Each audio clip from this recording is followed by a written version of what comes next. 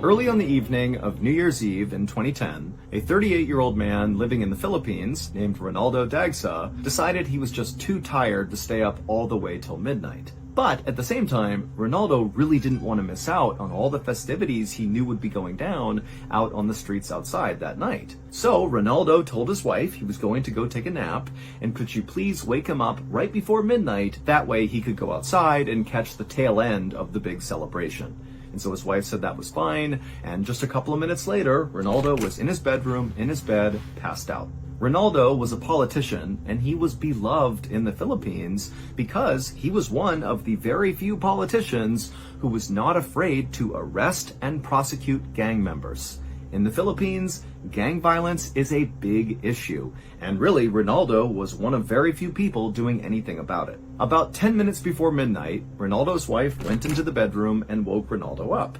And Ronaldo, even though he was really tired, he was so excited to get to go outside that he jumped out of bed, and he made his way into the kitchen, and he grabbed his camera, and then he called for his wife, his daughter, and his mother-in-law, who were the only people still awake in his family at this point, to come with him. And so they would agree, and they would come with Ronaldo. He would go outside, and as soon as he opened the door, it was like everything he hoped it would be. There were people everywhere, all along these busy streets. There were firecrackers being shot up into the sky. People were laughing and cheering and celebrating.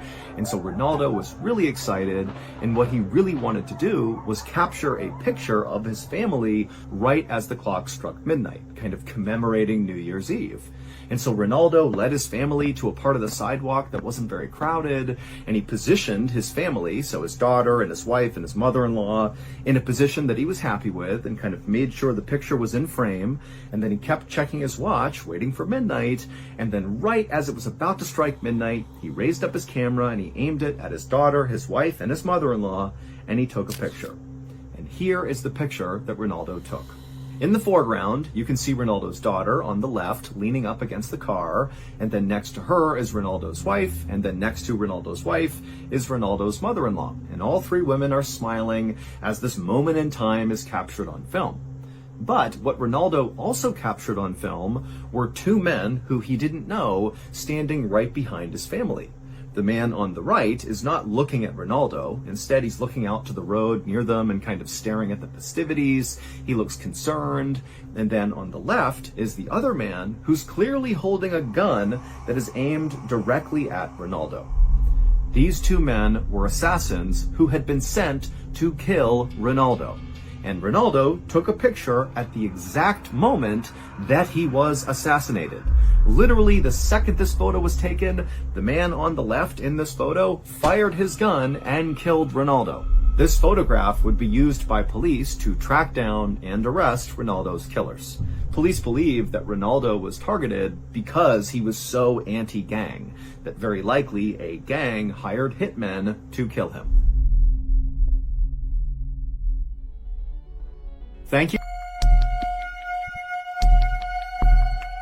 On a Friday afternoon in late August of 2008, a homicide detective in Los Angeles, California, named Kevin Lloyd, grabbed a cup of coffee from the break room and then made his way to his office, and he sat down at his desk. Detective Lloyd had already had a very difficult week, but now he had all this paperwork on his desk that he basically had to go through right now. He had put it off for too long, it was the end of the week, and so today was the day. And so Detective Lloyd took one more sip of coffee and then began sifting through all the papers. Now, this paperwork that Detective Lloyd was charged with going through was really just a huge stack of biographical information about gang members in and around Los Angeles. Basically, any time a gang member got arrested for anything, could be super minor, their information was added to this big dossier of biographical information. And it was the job of the homicide detectives to periodically basically go through all of this information and just kind of make sure you're up to date with what gang members were doing in and around the city. And so this was highly monotonous work, but it was necessary. So Detective Lloyd continued to flip through all these pieces of paper, and as he did, he slammed his cup of coffee, doing his best not to fall asleep from boredom.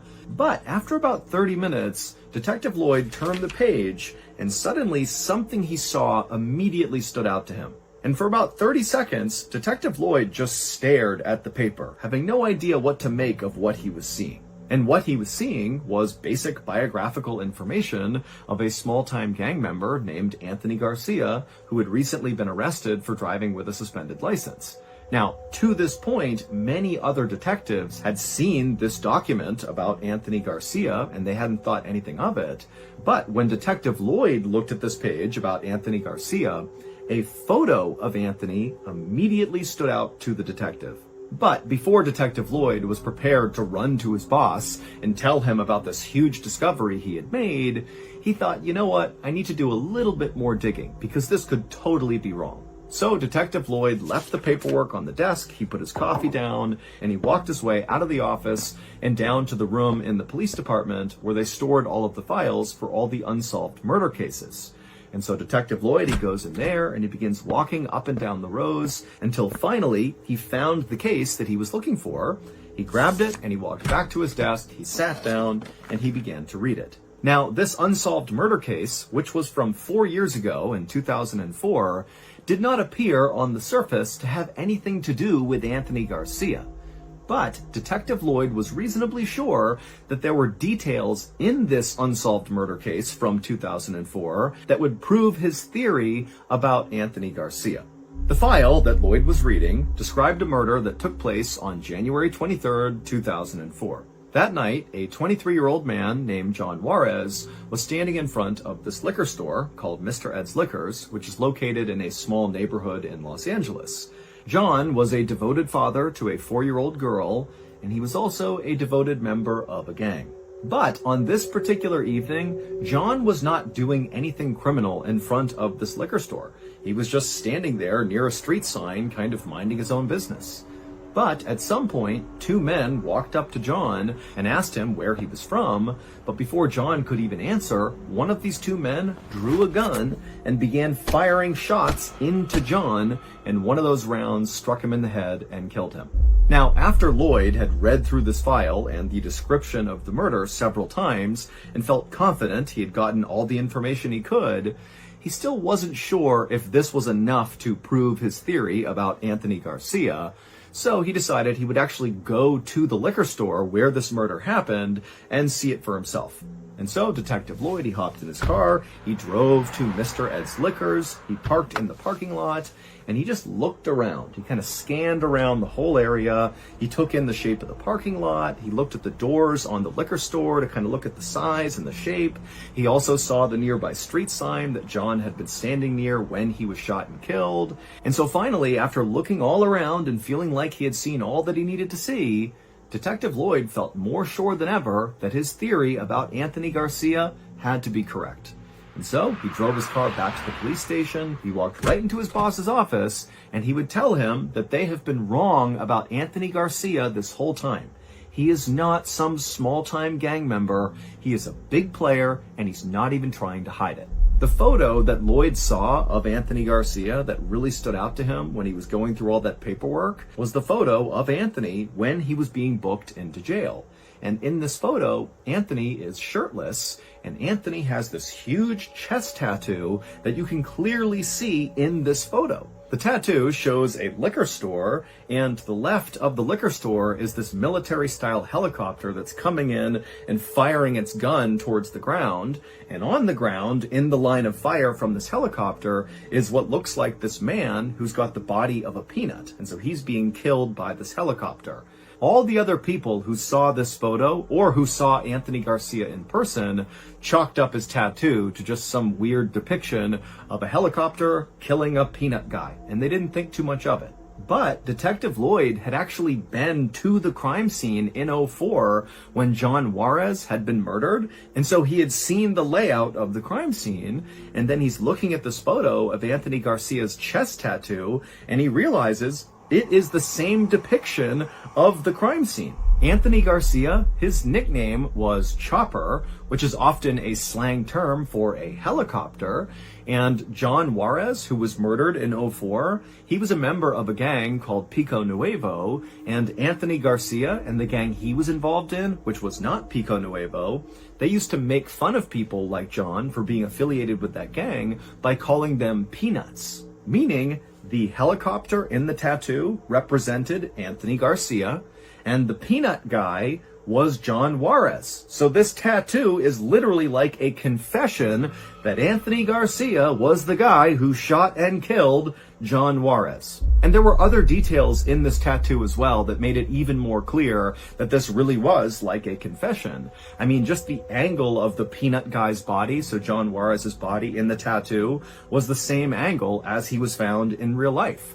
And also the decorations on the liquor store in the tattoo lined up with the decorations that were on Mr. Ed's liquor store when John Juarez was murdered in 2004. So really, Anthony Garcia sealed his fate by tattooing that to his chest. Ultimately, Anthony's tattoo would be used to convict him of John Juarez's murder, and Anthony would be sentenced to 65 years to life in prison.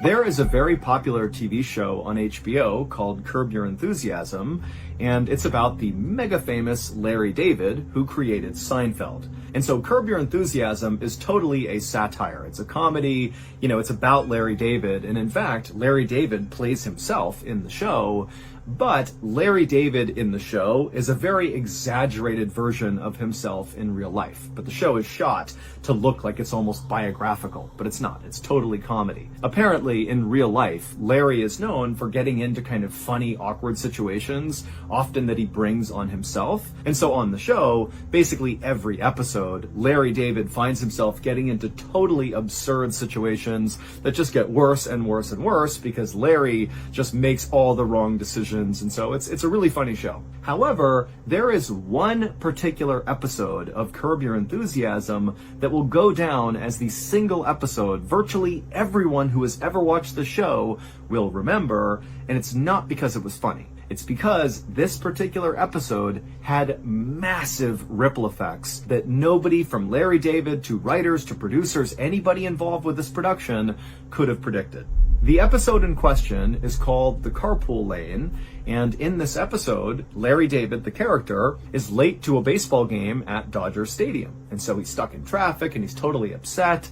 And then he has this idea that if he picks up this prostitute who's right outside his car, that if she gets in the car with him, he'll now have 2 passengers in the car and therefore will be eligible to use the carpool lane that nobody else was using in this traffic jam, and that would allow him to get to Dodger Stadium faster. And so he hires this prostitute and she gets in the car and Larry kind of awkwardly explains his plan, and then he hops in the carpool lane, he makes his way to Dodger Stadium, the plan works great, and when he gets there, he actually ends up bringing the prostitute with him into the game to just watch the game with him. And so he goes up, they find their seats, and their seats are just so bad. But as they're sitting there and Larry's totally upset about how bad his seats are, Larry happens to see one of his friends who's also at this Dodgers game, and Larry can tell, his friend has great seats. And so the rest of the episode is basically Larry going down and trying to convince his friend to give up his seats for Larry and his prostitute to watch the game. And his friend just continuously says no. And so really that's the gist of the episode, and you can see how it kind of gets more and more ridiculous and it gets really funny, but I mean, it's pretty typical writing for this show. This was not like a special show in any way. It was just kind of par for the course, Curb Your Enthusiasm. That is, until a lawyer named Todd Melnick heard about it. In the fall of 2003, this lawyer, Todd Melnick, called HBO and said he needed to see the raw footage from the episode they shot called A Carpool Lane. A producer at HBO named Tim Gibbons is the one who answered this call, and his first reaction was, we can't let you see this footage because this episode hasn't even aired yet, and so you're going to have to wait the couple of months until this episode comes out if you want to see this footage. But Tim quickly noticed that Todd Melnick, the lawyer, was not about to give up this easily. He was adamant that he had to see this footage right now. And so eventually, Tim Gibbons actually would go and find Larry David, and he would ask Larry, hey, do you mind if this random lawyer comes and watches this footage from this unaired episode? And Larry was like, okay. And so the next day, Todd Melnick showed up at HBO, and he was led into the small room with a TV, and Tim, the producer he spoke to, as well as Larry David and a few other people from the Curb Your Enthusiasm production, they all filed into this room, and all of them just sat down, and then they began playing the footage, the raw footage from the Carpool Lane episode. And as they watched this footage, which was hours and hours and hours long, the lawyer, Todd Melnick, is watching the footage and just kind of slumping into his chair, just seeming like what he was watching was making him more and more unhappy. That clearly, he was looking for something and he was not seeing it in this footage. But finally, when one of the producers put in the fifth and final tape of raw footage from this episode, Todd Melnick, as he's sitting there watching the footage, which looks basically like Larry walking up and down the steps at Dodger Stadium over and over again, and him also walking in and out of his aisle. They reshot the scene of him sitting down inside of his crappy seats. Todd's watching this over and over again, and then suddenly he sits up and he points at the screen and goes, "Right there!" It would turn out Todd Melnick was investigating a murder case. The murder happened on May 12th, 2003. A 16-year-old girl named Martha Puebla was standing in front of her house in a neighborhood in Los Angeles when she was shot by gang members because apparently a rumor had gotten out that Martha was snitching on gang members, and so she was killed. And the police actually had already made an arrest in this murder. They had arrested a guy named Juan Catalan. Juan's brother, Mario, was on trial for a different murder, and just 2 weeks before Martha's murder, Martha testified in Mario's case. And who was in the audience listening to Martha's damning testimony about Mario? Well, Mario's brother, Juan. And so prosecutors believed this was the motive for Juan to kill Martha. Also, there was an eyewitness to Martha's murder, and the sketch artist who worked with this eyewitness came up with a composite sketch of Martha's killer that looked exactly like Juan. And so now Juan was potentially facing the death penalty if he was found guilty. But Juan was adamant that he did not kill Martha, and on the night of her murder, he said he was at the Dodgers game where they were filming a Curb Your Enthusiasm episode. But nobody believed him except for his lawyer, Todd Melnick, who called HBO, got access to all that unseen footage from the episode, and after watching for hours and hours and hours, finally that fifth tape goes in, and sure enough, Todd Melnick watched as his client, Juan Catalan, strolled right into frame and sat down with his daughter. It would turn out Juan was telling the truth the whole time. He did not kill Martha, and Curb Your Enthusiasm proved it. Shortly after this discovery, Juan would be released from prison, and he would receive a settlement of $320,000 from the city of Los Angeles and the police. As for Martha, the police were able to eventually track down 4 people who were involved in her murder, and all 4 would be convicted and sent to jail for life.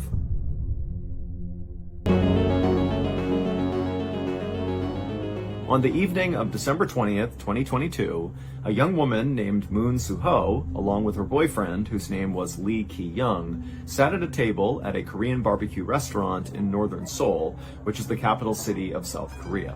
The couple didn't even have any food yet, but Moon was not even looking at the menu. Instead, she was excitedly checking her watch, waiting for her parents to arrive. This dinner was a very special occasion for Moon because she had been dating Lee for several months now, and she was totally in love with him, but she had not introduced him to her parents yet. And so Lee had surprised her with reservations to this restaurant tonight for 4 people. He had invited her parents to come to the dinner so they could all finally meet. Moon looked across the table at Lee and she smiled because she knew as soon as her parents saw this guy, they were going to be impressed. Lee was a 32-year-old Army veteran with lots of crazy stories from his time in the military.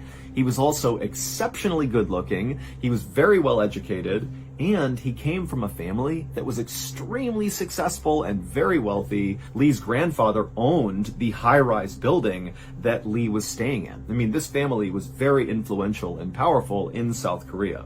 But Lee was not full of himself. He was very humble, he was kind and polite, and he had a total soft spot for little animals. He had adopted a dog and 3 cats and adored them. I mean, this was a guy who was kind of like the total package that any parent would be psyched that their daughter was dating. After Moon and Lee had been sitting at this table for about 15 minutes, Moon looked up and she saw her parents finally coming in the door. And so Moon, she stood up and she waved to her parents and flagged them over to the table. And so they came over, they said hi to Lee. And right away, Lee, he picked up the menu and he ordered all these very expensive drinks and all the expensive meats on the menu. And then before long, Lee was chatting with Moon's father about his military service. And then Lee was talking to Moon's mother and showing her pictures of his dog and his 3 cats. And Moon, she was just sitting back enjoying watching this because she could see from her parents' facial expressions that they seemed to really like Lee too. And so this night was going as good as it could have.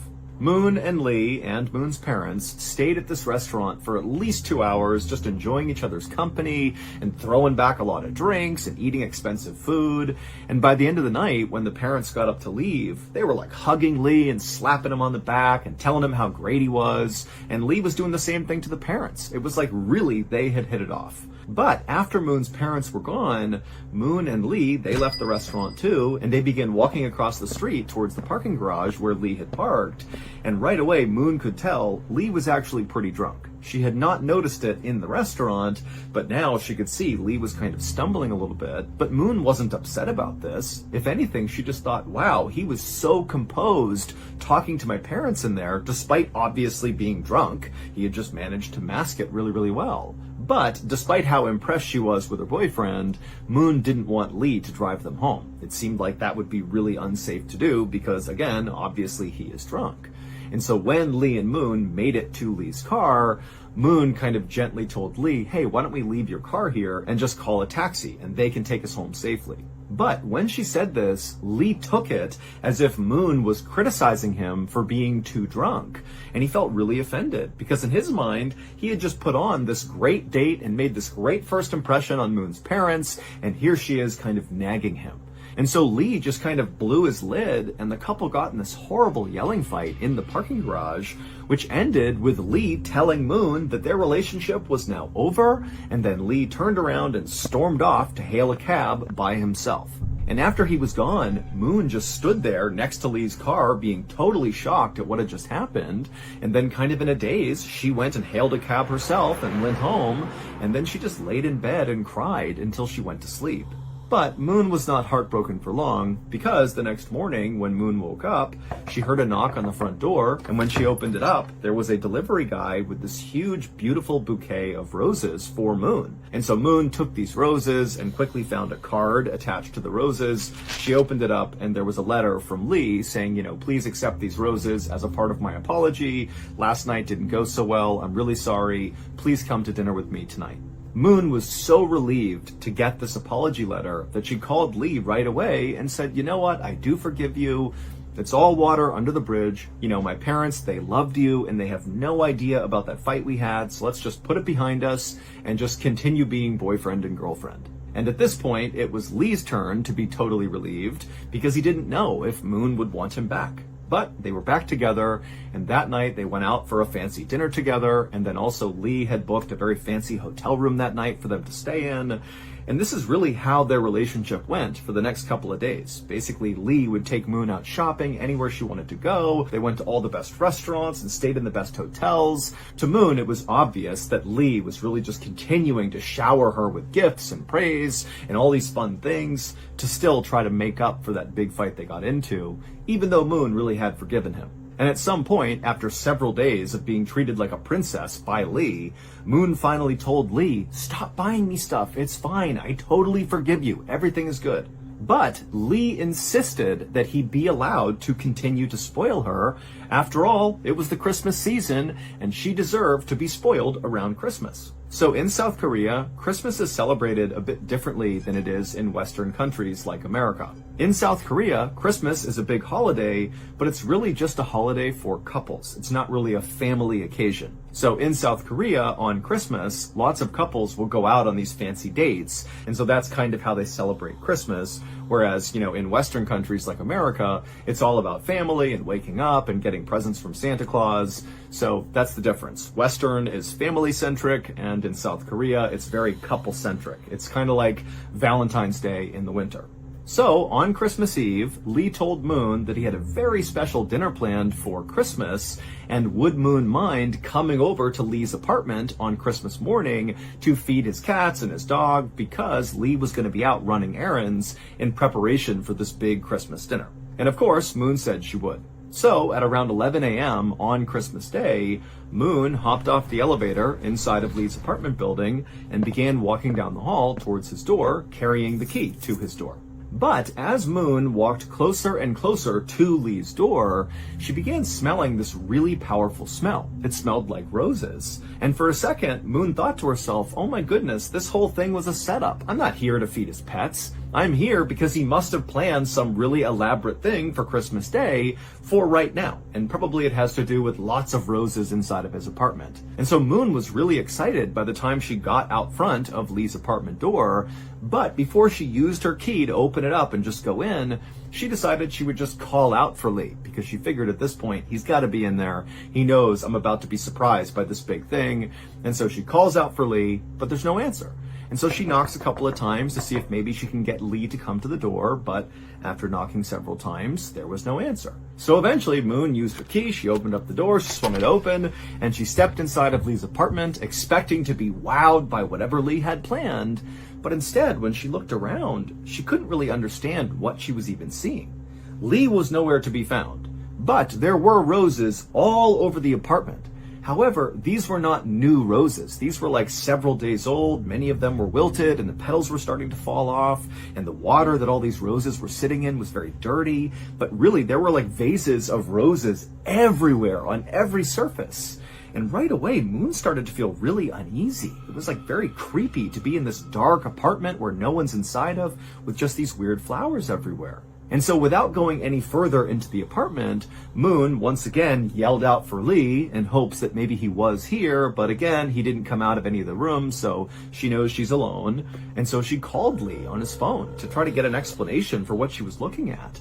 But Lee didn't answer his phone. By this point, Lee's 3 cats were circling around Moon's legs because they were eager to be fed, and so Moon kind of stopped thinking about this strange flower situation and looked over at the cats' bowls and saw there was no dry food. They had eaten all of their food. And so Moon began walking over to the bowls when she realized Lee had not told her where he kept the cat food, and so she had no idea where it was. So Moon began opening all the kitchen cabinets, hoping to find this cat food somewhere, but she didn't, and so eventually she left the kitchen and she walked down this hallway inside of the apartment, and she found there was a skinny closet in the hallway that looked like a place where you would store cleaning supplies and vacuums and that sort of thing. So she reached down and tried to open it.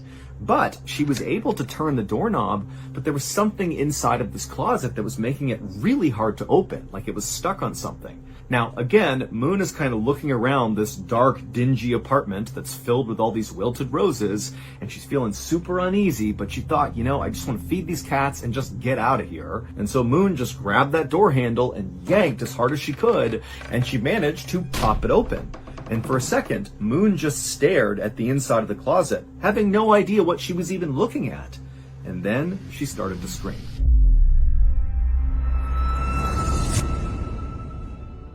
One of the most terrifying places in the entire world is a place called Skinwalker Ranch in Utah. There have been so many unexplained occurrences on this property that government agencies have been sent to this ranch to basically do an investigation, and a lot of what they found is classified. I actually covered the Skinwalker Ranch story early on in my YouTube career, but the reason I covered it is because I watched another video, which was way better than mine, about Skinwalker Ranch, and it was by my favorite YouTube channel by far back then and still today, and that is, of course, Bedtime Stories. Their coverage of Skinwalker Ranch is terrifying. The scene where one of these things is outside the door of this house and they're tapping on the walls, it's like the most unsettling thing I've ever seen on YouTube. And if you don't know this by now, we, Ballen Studios, were lucky enough to secure Bedtime Stories on our roster, and they now produce a weekly podcast where new episodes come out every single Wednesday.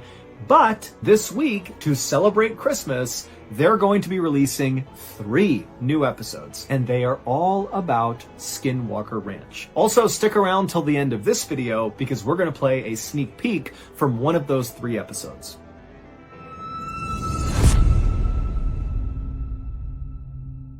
It would turn out virtually everything Moon thought she knew about Lee, her boyfriend, was wrong. 5 days earlier, after Moon and Lee had gotten into that horrible fight in the parking garage following the dinner with Moon's parents, Lee had made it seem like he was storming off to go hail a cab and drive home on his own.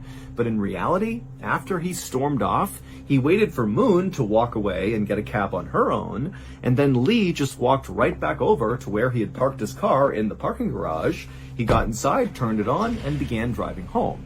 But on his drive home, he actually crashed into a taxi driver. Now, neither Lee nor the taxi driver were harmed in this accident, and both cars were still drivable, but Lee actually had a really big problem with drinking and driving. 9 years earlier, in 2013, when Lee was serving in the military, he was put in military prison for drunk driving.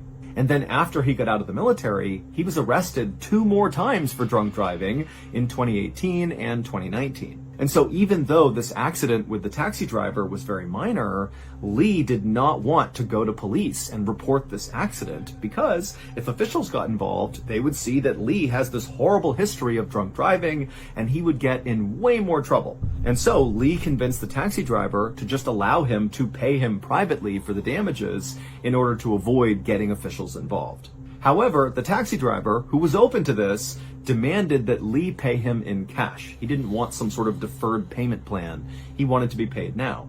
And so Lee said, okay, well then let's go to my apartment and I'll just pay you there.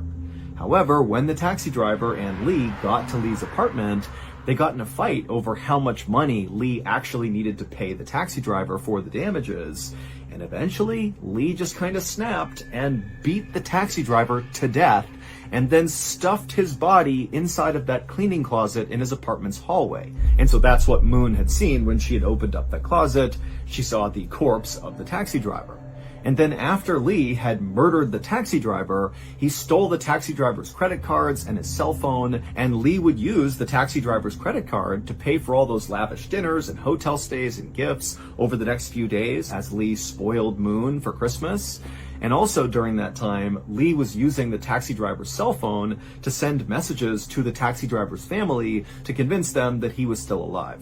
Also, Lee went out and bought a whole bunch of bouquets of roses and put them all over his apartment to try to mask the smell of the rotting corpse inside of his closet. But this murder and Lee's horrible drunk driving were not his only secrets. Lee claimed he was from this very wealthy, successful family that owned all these amazing high-rises in South Korea, but that was all a big lie. Lee was not from a very successful family. He did not have any money. He basically just borrowed money from family and friends and then lied about how he acquired the money, claiming he was this big, successful, wealthy guy. Also, when the police in South Korea began investigating the taxi driver's murder, they discovered that Lee's apartment was not even his. It belonged to his ex-girlfriend, who was a bartender in South Korea who was in her 50s. Also, Lee's beloved 3 cats and dog that he talked about all the time, about how much he loved them and cared for them, well, those weren't his either. Those were his ex-girlfriend's. And as police continued their investigation into the murder of this taxi driver, they would eventually find traces of Lee's ex-girlfriend's blood inside of Lee's apartment, so his ex-girlfriend's apartment. And they would discover that Lee had murdered his ex-girlfriend, stolen her apartment, stolen her pets, and even took her cell phone, and to this day had been sending messages to her family to try to convince them that she was still alive, even though nobody had seen her and had no idea what was going on with her. Lee was ultimately arrested for 2 counts of murder, and he would quickly admit that he did kill the taxi driver and his ex-girlfriend. However, by this point, police had located the cell phone of a missing woman amongst Lee's things, and so they became very suspicious that he might have had something to do with this 3rd woman's disappearance. However, to this day, Lee has denied having anything to do with this missing woman, and they still have no idea what happened to her, and so that case is kind of on hold. Despite how totally crazy this whole story sounds, the craziest part actually happened after Lee was arrested. Once Lee's crimes were being talked about all over the news, Lee became totally famous in South Korea because he was exceptionally good looking. On the news, they would play CCTV footage of Lee interacting with that taxi driver before he murdered him. And the only takeaway from lots of people in South Korea was, wow, this guy is so unbelievably attractive. He looks like an actor. Not, here's a guy who's about to murder someone. In fact, Lee became so popular in South Korea for being so beautiful that there became a real fear that Lee's ex-girlfriend, Moon, would become a target in some way, that maybe Lee's fans would blame her for putting their beloved Lee in prison and they might try to attack her. However, the police in South Korea did a really good job of masking Moon's identity, and so to this day, we believe she is still safe. And also, for clarity, Moon is actually not her real name. That is a pseudonym that we used to protect her identity as well. In the end, Lee was sentenced to life in prison for those 2 murders. One of the most terrifying places in the entire world is Skinwalker Ranch in Utah. And this week, as part of a special Christmas... In the early evening of May 7th, 2008, a 65-year-old woman named Zavana Temolkoska walked around her kitchen inside of her apartment in the little southeastern European city of Kisevo. Kisevo is a quiet place at the base of this huge mountain in northern Macedonia, and while it's totally beautiful, it's utterly remote, and basically nothing really of note happens here. Zavana cleaned houses for a living, but on this particular day, she was on a day off, and so she was just kind of hanging out at her apartment, waiting for her adult son, named Zoran, to come home. It was a beautiful, warm evening that night, and so Zavana had the windows in the kitchen open as she walked around making herself something to eat, and at some point, as she was doing this, she heard her phone ring. And so she grabbed it and answered, and she heard the sound of her friend on the other line. But her friend's voice sounded strange. It was strained and very uncomfortable, and she was asking Zavana if she was paying attention to the news right now. Did she have the radio on or the TV? And Zavana was like, no, why? And the friend would tell her that all over the news right now, there was this huge, terrible traffic accident that had happened in their town, and unfortunately, Zavana's son, Zoran, who she was waiting for to come home, was apparently involved in this accident. Zavana let out a strangled cry when she heard this, and then just dropped what she was using to make food and turned and ran out the door. And when she did, her neighbor who was outside saw her emerge and yelled out to her, hey, is everything okay? And Zavana, as she literally just continued running towards the road, she basically blurted out to the neighbor that her son was hurt and she was going to the hospital. And this neighbor watched as Zavana just ran down the road, turned the corner, and disappeared. Zavana did not have a car of her own, and so literally she was going to run to the hospital to make sure her son was okay. A little while later, that same neighbor who had just watched Zavana disappear around the corner heard a knock on their door. And so the neighbor went to the door, they opened it up, and they were totally shocked at who they saw standing outside. It was Zavana's son, Zoran, who did not appear to be hurt in any way. But before the neighbor could ask any questions about this, Zoran, who looked visibly confused, said to the neighbor, hey, have you seen my mom? We were supposed to meet and have dinner together, and it's just totally unlike her to disappear without telling me where she was going. The neighbor just stared at Zoran for a second, having no idea what was going on here, and then the neighbor was like, well, wait a minute, Zoran, were you in a car accident? And Zoran's like, no, what are you talking about? And then the neighbor kind of filled Zoran in about how they had seen his mother run outside, and she had mentioned how her son had been in this car accident, and she literally ran to the hospital. Zoran was just as mystified by this as the neighbor was, and so Zoran just grabbed his phone and called the hospital to see if his mother was there. But when the hospital picked up, they would tell Zoran that his mother was not there, she had not been there all day, and 2, even though they had heard reports about this car accident in town, there had not been any car accident victims brought to the hospital at all that day. And so by the end of that night, when Zoran really had no idea what had happened to his mom, where she was, or what was going on with this car accident thing, he just did the only thing he could think to do, which was go to the police and report his mother missing. 9 days later, on May 16th, when still Zavana was missing and the police had no idea what happened to her, there were no new leads, nothing, on this day, a 56-year-old reporter named Vlado Teneski, who actually happened to live not that far away from where Zavana lived, he got a call from one of his police sources. And the source would tell him that Zavana had actually just been found, even though this was not public information, and unfortunately, Zavana was dead. Her body, which had been beaten and strangled and stabbed, had been found wrapped up in plastic and dumped in this illegal dumping area not far from the town's football stadium. The source told Vlado that when her body was searched, they discovered she still had valuables on her person, and so that kind of ruled out the possibility that this was a robbery gone wrong, which was the initial theory about what they were seeing. However, when police had done an initial probe into Zavana's life to figure out who this victim was, they discovered that she was just this poor old cleaning lady who had no enemies to speak of, and so it really just made no sense that she was the victim of such an obviously brutal and intimate murder that was not financially motivated, at least not on the surface. Vlado thanked his source for all the information and then hung up. Vlado's source had sounded really shocked by this murder as he was telling Vlado, but now, as Vlado was sitting here thinking about what he had just been told, he wasn't really shocked as much as he was suspicious. He felt like something just was off about this murder. Maybe Zavana appeared to be this poor old cleaning lady with no enemies, but in reality, maybe that wasn't who she was. Maybe she was leading a secret life that got her killed. Or maybe she had stumbled upon something she was not supposed to see and that got her killed.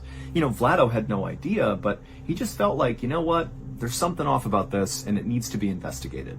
Now, Vlado had a reputation in town for being this very aggressive and kind of fearless journalist who had no problem diving headfirst into some of these really murky stories that could involve corruption or misuse of power, and he would get to the bottom of it, and he would publish these articles where he spoke really critically about the government, about police, about anybody really who was in a position of power. But as a result of conducting himself this way, over his 30-year career, Vlado had been threatened with violence many, many times for things he had written or things he was about to write. But even though Vlado knew this Zavana murder case had the potential to once again put him in hot water with the powers that be, he still felt like it was his responsibility to dive into this thing and get to the truth. So, feeling determined, Vlado grabbed his notebook and pen and he walked out the front door of his house and he made the several-minute-long walk over to Zavana's house. And when he got there, her son, Zoran, opened the door, and a few minutes later, Vlado and Zoran were sitting in the kitchen talking about what had happened. Zoran told Vlado all about how he came home and discovered his mom wasn't there, and then he went to the neighbor's house and they explained how, they had seen Zavana running off to the hospital to go look for Zoran, but Zoran's like, I'm not hurt, I didn't get into a car accident, what's going on here? And as Zoran spoke, Vlado took lots of notes and asked lots of follow-up questions, and by the end of this interview, when Vlado felt like he knew everything there was to know about Zavana, he felt like he actually had a pretty good working theory as to what actually happened to Zavana.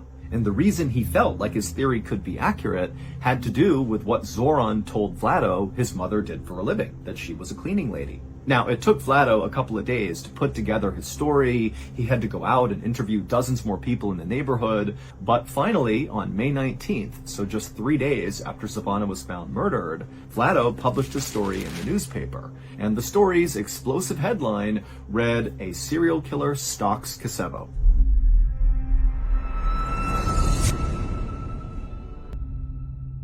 In the story, Vlado says that Zavana's murder was very likely not an isolated killing. Instead, her murder was likely linked to 2 other murders of 2 other women. And these 2 other victims looked an awful lot like Zavana, literally. They were poor, older women who were also cleaning ladies. And so that was why when Vlado was talking to Zoran, and Zoran described how his mother was, what she did for work, what she looked like, that Vlado started to remember these other victims, and he put it all together. The other 2 victims were 64-year-old Mitra Simjanoska, who was murdered in 2005, and the other victim was 56-year-old Lubitsa Lukoska, who was murdered in 2007. Now, Vlado's story was totally explosive because what he's saying is that there is a serial killer that is on the loose in this town. But this story was also highly explosive because Vlado spoke very critically about the police who were involved in this investigation. Specifically, he pointed out that the 05 and 07 murders of those 2 other women, those had been totally mishandled because arrests had been made in at least one of those cases, and clearly whoever they arrested was innocent here. And so the police just totally dropped the ball, at least in Vlado's opinion. And when the police read Vlado's story, they were very upset at him because he was so critical of them. However, the police also did see that Vlado had managed to uncover a lot of new details from all of his interviews with witnesses and people in the neighborhood that did seem to paint a picture of this potentially really being a serial killer, not individual isolated killings. And so the police, based on Vlado's story, would actually begin investigating a serial killer in their midst. They linked all 3 murders and they began basically a new investigation. However, at the same time they began this new investigation, Vlado began to notice that he was being tailed all the time by police. He would be out in town doing his job, reporting and interviewing people, and there'd just be a police officer standing somewhere in the distance watching him. But Vlado had anticipated that no matter what, he was likely going to face some sort of blowback from the police, and so he just kind of accepted that they were going to watch him and maybe try to intimidate him, but it wasn't going to bother him because he had done his job, he had reported the story the best that he could, and if they wanted to watch him from a distance, they could do that. By early June, so about 2 weeks after Zavana had been found murdered, the police, in this new serial killer investigation they were doing, had narrowed down their suspect pool, which was in the hundreds, down to just 3 people. And they felt like they were very close to making an arrest. About a month later, on June 20th, so by this point Vlado is still being trailed by police all the time, but the police have not come out publicly and said anything about the serial killer case. They're just continuing their investigation. But on this day, June 20th, Vlado's editor at the newspaper got a call from a police officer telling the editor they were about to make an arrest in the serial killer case. And as soon as their conversation ended, the editor called Vlado to tell him the news. But when he called Vlado, Vlado didn't pick up, which was very unusual. Vlado always answered his calls. And the editor was also thinking to himself how strange it was that this officer had contacted him and not Vlado. Like, why aren't you going to the guy writing the stories and telling him about this new development? Why are you coming to me? The editor would continue to try calling Vlado several more times, but Vlado never answered. And so ultimately, the editor just kind of assumed that Vlado must be busy, interviewing someone, or maybe more likely, he had already learned about this imminent arrest, and he was on scene, ready to capture in real time this arrest that was about to take place. Meanwhile, on a quiet street in Kosovo, the police had surrounded this very modest 2-story home that was very overgrown out front. It was surrounded by tall fir trees, and all the windows had heavy drapes covering them up. And then once the police felt like they had totally surrounded this building, a team of officers walked up onto the porch and knocked on the door and yelled out that they were police and whoever was inside to come out with their hands up. And for a moment, it was just totally silent and tense. And then the police on the porch heard footsteps inside the house. They had their guns ready to go, and then the door slowly opened up, and this man, who seemed very unthreatening and kind of confused, stepped out onto the porch, and the police immediately arrested him and took him away. A few minutes later, back at the newspaper headquarters, Vlado's editor got another phone call. And when he answered, it was the same police officer who had called before to warn him about this upcoming arrest. Except this time, the officer was calling to say the arrest had been made, they had caught their serial killer, and then he told the editor the name of the person they arrested. And when the editor heard the name, he dropped the phone in shock. The serial killer was Vlado. It would turn out that Vlado appeared very professional and calm on the outside, but inside, he was full of rage, specifically at his mother, who he viewed as this terrible, cruel person. And after she died in 2002, Vlado became obsessed with this idea of getting revenge on his deceased mother. And the way he decided he would do that would be by killing random women who just kind of looked and seemed an awful lot like his mother, i.e., they were poor, older, and cleaning ladies. I walk through dark nights alone, heart heavy like a stone. But now the sun is bright, I'm ready for the fight.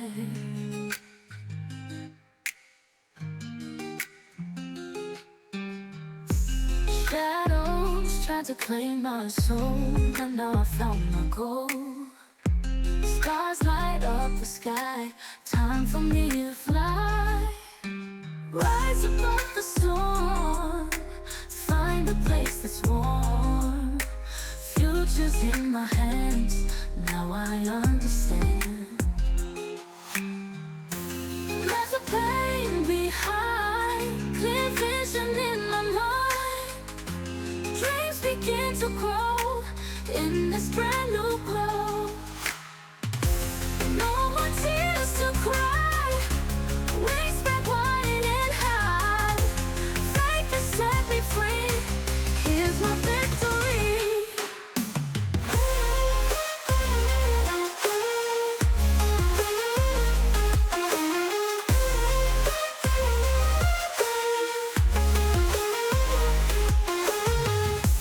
Rise above the storm, find a place that's warm. Future's in my hands, now I understand. Left the pain behind, clear vision in my mind. Dreams begin to grow in this brand new glow. His three victims, Mitra in 2005, Lubitsa in 2007, and Zvana in 2008, had all personally known Vlado's mother. And so Vlado had actually used that connection to gain each of his victims' trust, and then once he had their trust, he would lure them away to strangle, stab, and beat them to death. In Vlado's explosive newspaper story, he lied about a whole bunch of things just to throw the police off. Like, for example, he made up that he spoke to a witness who claimed to have seen Zvana get into a car with two men right before she vanished. Vlado did not see that. That was just a total lie designed to confuse the police. Vlado had also been the one to plant that story on the radio about Zvana's son, Zoran, being in this terrible accident. That had caused Zvana to run out of her house and be vulnerable to be scooped up and killed, which is exactly what Vlado wanted.